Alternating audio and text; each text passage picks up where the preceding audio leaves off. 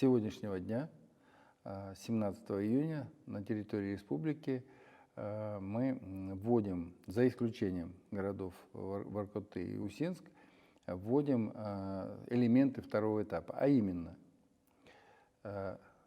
всем внимание, работа летних веранд, действующих при стационарных предприятиях общественного питания. Далее.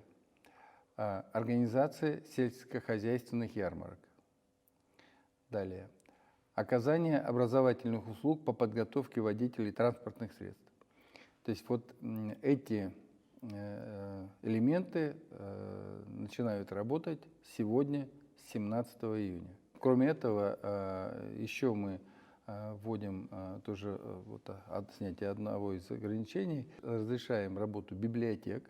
Правда, там, в отличие от магазинов непродовольственной сферы, не 2 метра, да, там, как мы говорили, на человека, а 4 квадратных метра. То есть мы ужесточаем здесь норму, потому что в библиотеке человек может проводить большее количество времени. Он пока выбирает книгу, пока может сесть почитать. Поэтому вот здесь там, зона социального расстояния, она большая.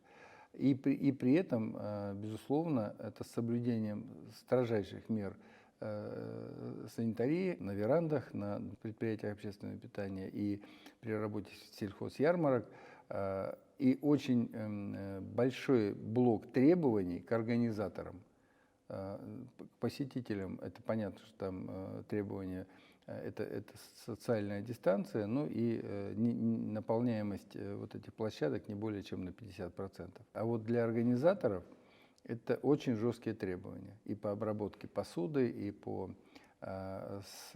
соблюдению требований безопасности к официантам и так далее. То есть вот для организаторов очень жесткие требования. Но считаем, что все-таки большой шаг вперед, учитывая, что, еще раз говорю, что вообще мы действуем, ну так на самом деле, на обострение. Да? То есть мы, вот как я сказал, в момент того, что мы все-таки работаем с 2 вспышками, тем не менее идем вот на открытие предприятия общественного питания.